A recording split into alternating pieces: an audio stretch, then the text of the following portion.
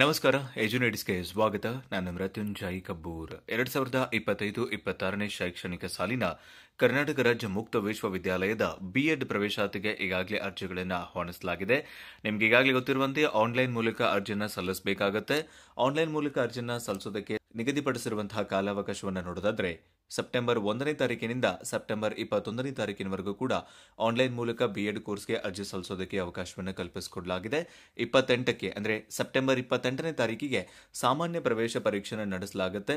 ಈ ಸಿಇಟಿನಲ್ಲಿ ಪಡೆಯುವ ಅಂಕಗಳ ಆಧಾರದ ಮೇಲೆ ನಿಮ್ಮ ಮೆರಿಟ್ ಲಿಸ್ಟ್ ಅನ್ನು ತಯಾರಿಸಿ ಪ್ರವರ್ಗವಾರು ಮತ್ತು ಮೀಸಲಾತಿವಾರು ಮತ್ತು ರ್ಯಾಂಕ್ ವಾರು ಪಟ್ಟಿಗಳನ್ನು ಪ್ರಕಟಿಸಿ ಆ ಮೂಲಕ ನಿಮಗೆ ಬಿಎಡ್ಗೆ ಪ್ರವೇಶಾತಿಯನ್ನು ನೀಡುವಂತಹ ಪದ್ಧತಿಯನ್ನ ಕರ್ನಾಟಕ ರಾಜ್ಯ ಮುಕ್ತ ವಿಶ್ವವಿದ್ಯಾಲಯ ನಡೆಸ್ತಾ ಇದೆ.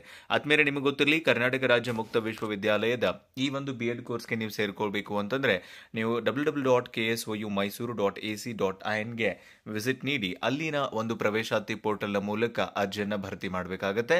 ಜೊತೆಗೆ ಅಭ್ಯರ್ಥಿಯು ಸ್ಕ್ಯಾನ್ ಮಾಡಿದ ಸ್ವದೃಢೀಕೃತ ದಾಖಲೆಗಳನ್ನು ಸೆಲ್ಫ್ ಅಟೆಸ್ಟೆಡ್ ಡಾಕ್ಯುಮೆಂಟ್ಸ್ ಗಳನ್ನು ಅಪ್ಲೋಡ್ ಮಾಡಿ ನಂತರದಲ್ಲಿ ನೀವು ಈ ಕಾಮನ್ ಎಂಟ್ರೆನ್ಸ್ ಎಕ್ಸಾಮ್ ಅಥವಾ ಸಿಇಟಿಗೆ 2200 ರೂಪಾಯಿಯನ್ನ ಆನ್ಲೈನ್ ಮೂಲಕ ಪಾವತಿ ಮಾಡಬೇಕಾಗುತ್ತೆ. ನಂತರದಲ್ಲಿ ನೀವು ಹಾಲ್ ಟಿಕೆಟ್ ಅನ್ನು ಡೌನ್ಲೋಡ್ ಮಾಡಿಕೊಂಡು ಸೆಪ್ಟೆಂಬರ್ 28ನೇ ತಾರೀಕಿಗೆ ನಡೆಯುವಂತಹ ಈ ಎಂಟ್ರೆನ್ಸ್ ಎಕ್ಸಾಮ್ ಅಥವಾ ಪ್ರವೇಶ ಪರೀಕ್ಷೆಗೆ ಹಾಜರಾಗುವುದರ ಮೂಲಕ ನಿಮ್ಮ ಒಂದು 2025-26ನೇ ಸಾಲಿನ ಬಿಎಡ್ ಕೋರ್ಸ್ನ ಪ್ರವೇಶಕ್ಕೆ ಸಂಬಂಧಪಟ್ಟಂತಹ ಪ್ರೊಸೆಸ್ ಅನ್ನು ಆರಂಭ ಮಾಡಿಕೊಳ್ಳೋದಕ್ಕೆ ನಿಮಗೆ ಅವಕಾಶವನ್ನು ಕಲ್ಪಿಸಿಕೊಡಲಾಗಿದೆ. ಕರ್ನಾಟಕ ರಾಜ್ಯ ಮುಕ್ತ ವಿಶ್ವವಿದ್ಯಾಲಯ ನೀಡುವಂತಹ ಈ ಒಂದು ಬಿಎಡ್ ಕೋರ್ಸ್ ಕೂಡ 2 ವರ್ಷದ ಅವಧಿಯದಾಗಿರುತ್ತೆ. ಸೊ ಮ್ಯಾಕ್ಸಿಮಮ್ ಆಗಿ ನೀವು 5 ವರ್ಷಗಳ ಒಳಗೇನೆ ನೀವು ಈ ಒಂದು ಕೋರ್ಸ್ ಅನ್ನು ಕೂಡ ಕಂಪ್ಲೀಟ್ ಮಾಡಿಕೊಳ್ಳೋದಕ್ಕೆ ನಿಮಗೆ ಅವಕಾಶವನ್ನು ಕಲ್ಪಿಸಿಕೊಡಲಾಗಿದೆ. ಇನ್ನು 2 ವರ್ಷದ ಈ ಬಿಎಡ್ ಕೋರ್ಸ್ KSIU ನಲ್ಲಿ ಮಾಡಬೇಕು ನೀವಂತಂದ್ರೆ ಏನ್ ಅರ್ಹತೆಗಳನ್ನು ಹೊಂದಿರಬೇಕು ಅಂತಂದ್ರೆ ಕನಿಷ್ಠ 50% ಅಂಕಗಳೊಂದಿಗೆ ಪದವಿ ಅಥವಾ ವಿಜ್ಞಾನ, ಸಾಮಾಜಿಕ ವಿಜ್ಞಾನಗಳು, ಮಾನವಿಕ ಅಥವಾ ವಾಣಿಜ್ಯ ವಿಷಯಗಳು ಅಥವಾ ಇಂಜಿನಿಯರಿಂಗ್ ತಂತ್ರಜ್ಞಾನದಲ್ಲಿ ನೀವು ಪದವಿಯನ್ನು ಪಡ್ಕೊಂಡಿರಬೇಕಾಗುತ್ತೆ. ಜೊತೆಗೆ 55% ನೀವು ಇಂಜಿನಿಯರಿಂಗ್ ಮತ್ತು ಗಣಿತ ವಿಜ್ಞಾನದಲ್ಲಿ ಪಡ್ಕೊಂಡಿರಬೇಕಾಗುತ್ತೆ. ಅದರ ಜೊತೆಗೆ ತರಬೇತಿ ಹೊಂದಿ ಪ್ರಾಥಮಿಕ ಶಾಲೆಗಳಲ್ಲಿ ಸೇವೆ ಸಲ್ಲಿಸ್ತಾ ಇರುವಂತಹ ಶಿಕ್ಷಕರಿರ್ಬೋದು, ಮುಖಾಮುಖಿ ವಿಧಾನದ ಮೂಲಕ NCTE ಅಂಗೀಕೃತ ಶಿಕ್ಷಣ ಕಾರ್ಯಕ್ರಮಗಳನ್ನು ಕಡ್ಡಾಯವಾಗಿ ಪೂರ್ಣಗೊಳಿಸಿದಂತವರು ಈ ಒಂದು ಬಿಎಡ್ ಕೋರ್ಸ್ಗೆ ಪ್ರವೇಶಾತಿಯನ್ನು ಪಡೆಯೋದಕ್ಕೆ ಅವಕಾಶ ಇರುತ್ತೆ. ಒಟ್ಟು ಕರ್ನಾಟಕ ರಾಜ್ಯ ಮುಕ್ತ ವಿಶ್ವವಿದ್ಯಾಲಯದ ವ್ಯಾಪ್ತಿನಲ್ಲಿ 500 ಪ್ರವೇಶಾವಕಾಶಗಳನ್ನು ಕಲ್ಪಿಸಿಕೊಡಲಾಗಿದೆ. 500 ಜನ ವಿದ್ಯಾರ್ಥಿಗಳಿಗೆ ಬಿಎಡ್ ಮಾಡೋದಕ್ಕೆ ಅವಕಾಶ ಇದೆ. ಇನ್ನು ಕನ್ನಡ ಮತ್ತು ಇಂಗ್ಲಿಷ್ ಮಾಧ್ಯಮ ಎರಡರಲ್ಲೂ ಕೂಡ ಇಲ್ಲಿ ಅವರು ಬೋಧನೆಯನ್ನ ಮಾಡುವಂತದನ್ನು ಗಮನಿಸ್ತಾ ಇದ್ವಿ. ಸೊ ಮೀಸಲಾತಿ ಆಧಾರದ ಮೇಲೆ, ರ್ಯಾಂಕಿಂಗ್ ಆಧಾರದ ಮೇಲೆ ನಿಮ್ಮ ಸೀಟ್ಗಳನ್ನು ಕೂಡ ಅವರು ಕೊಡುವಂತದನ್ನು ಗಮನಿಸ್ತಾ ಇದ್ವಿ. ಮೀಸಲಾತಿಗೆ ಸಂಬಂಧಪಟ್ಟಂತ ಇತ್ತೀಚಿನ ಈ ಒಳ ಮೀಸಲಾತಿಯನ್ನು ಕೂಡ ಕರ್ನಾಟಕ ರಾಜ್ಯ ಮುಕ್ತ ವಿಶ್ವವಿದ್ಯಾಲಯ ಅಳವಡಿಸಿಕೊಂಡಿರುವಂತದನ್ನು ಗಮನಿಸ್ತಾ ಇದ್ವಿ. ಸೊ ಈ ಸಾಮಾನ್ಯ ಪ್ರವೇಶ ಪರೀಕ್ಷೆಗೆ ನೀವೇನಾದ್ರೂ ಅಟೆಂಡ್ ಆಗ್ತೀರಿ ಬಿಎಡ್ಗೆ ಸಂಬಂಧಪಟ್ಟಂತಂದ್ರೆ ಇಲ್ಲಿ ಒಟ್ಟು 100 ಬಹು ಆಯ್ಕೆ ಪ್ರಶ್ನೆಗಳಿರ್ತವೆ. ಇಲ್ಲಿ 2 ವಿಷಯಗಳನ್ನು ಅವರು ಕೊಡ್ತಾ ಇದ್ದಾರೆ. ಒಂದು ತಾರ್ಕಿಕ ಸಾಮರ್ಥ್ಯ, ಮತ್ತೊಂದು ಬೋಧನಾ ಅಭಿಸಾಮರ್ಥ್ಯ ಅನ್ನುವಂಥದ್ದು.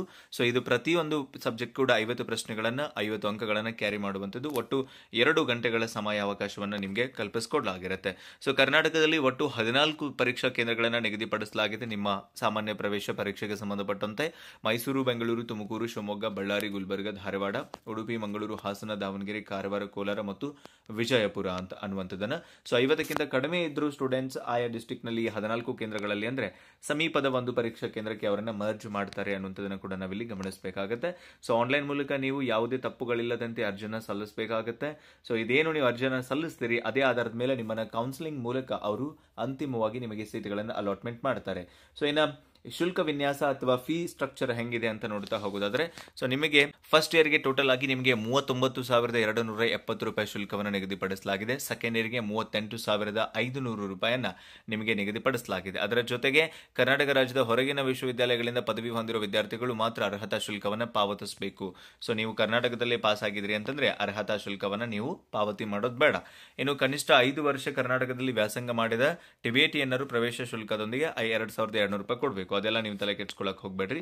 ಸೊ ನಿಮ್ಗೆ ಏನು ಸಂಬಂಧಪಡುತ್ತೆ ಅಂದ್ರೆ ಒಟ್ಟಾರೆ ಶುಲ್ಕದ ಪೈಕಿ ನೀವು ಫಸ್ಟ್ ಇಯರ್ಗೆ 39,270 ರೂಪಾಯಿ, ಸೆಕೆಂಡ್ ಇಯರ್ಗೆ 38,500 ರೂಪಾಯಿನ ನೀವು ಕೊಟ್ಟರೆ ಆಯ್ತು. ಇನ್ನ ಸಿಲೆಬಸ್ ಹೆಂಗಿರುತ್ತೆ, ಯಾವ್ಯಾವ ವಿಷಯಗಳಿರ್ತವೆ ಅಂದ್ರೆ ಸೇಮ್ ರೆಗ್ಯುಲರ್ ಬಿಎಡ್ ನಲ್ಲಿ ಏನು ವಿಷಯಗಳಿರ್ತವೆ, ಬಾಲ್ಯಾವಸ್ಥೆ ಮತ್ತು ತರುಣಾವಸ್ಥೆ ಇರಬಹುದು, ಸಮಕಾಲೀನ ಭಾರತ ಮತ್ತು ಶಿಕ್ಷಣ ಇರಬಹುದು, ಲಿಂಗ, ಶಾಲೆ ಮತ್ತು ಸಮಾಜ ಇರಬಹುದು, ಆಮೇಲೆ ಪಠ್ಯಕ್ರಮದ ಆದ್ಯಂತ ಭಾಷೆ ಇರಬಹುದು, ಸಮನ್ವಯ ಶಿಕ್ಷಣ ಇರಬಹುದು, ಇದೇ ತರದ ಮೈಕ್ರೋ ಟೀಚಿಂಗ್ ಮತ್ತೆ ಇಂಟಿಗ್ರೇಷನ್ ಅನ್ನುವಂಥದ್ದು ಇರಬಹುದು.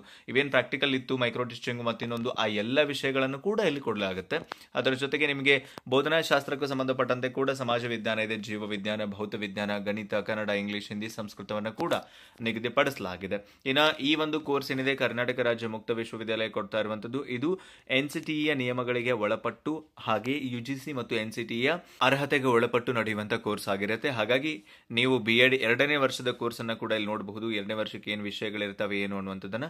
ಸೊ ನೀವೇನಾದ್ರೂ ಕರ್ನಾಟಕ ರಾಜ್ಯ ಮುಕ್ತ ವಿಶ್ವವಿದ್ಯಾಲಯದಲ್ಲಿ BEd ಮಾಡಬೇಕು ಅಂತ ಅನ್ಕೊಂತಾ ಇದ್ರಿ ಅಂತಂದ್ರೆ ನೀವು ಇದನ್ನ ಕಂಪ್ಲೀಟ್ ಆಗಿ ಒಂದ್ಸಲ ಓದ್ಕೊಂಡು ನಿಮ್ಗೆ ಅದು ಹೆಂಗ್ ವರ್ಕ್ ಆಗುತ್ತೆ, ವಿಷಯಗಳು ಹೆಂಗಿರ್ತವೆ, ಅಂಕಗಳನ್ನ ಹೆಂಗೆ ಅವರು ಹಂಚಿಕೆ ಮಾಡಿದ್ದಾರೆ, ಪ್ರವೇಶಾತಿ ಪ್ರಕ್ರಿಯೆ ಇರಬಹುದು, ಶುಲ್ಕಗಳಿರಬಹುದು, ಮತ್ತಿನ್ನೊಂದು ಇರಬಹುದು, ಕಂಪ್ಲೀಟ್ ಆದಂತಹ ಡೀಟೇಲ್ಸ್ ಕೂಡ ಸಿಗುತ್ತೆ.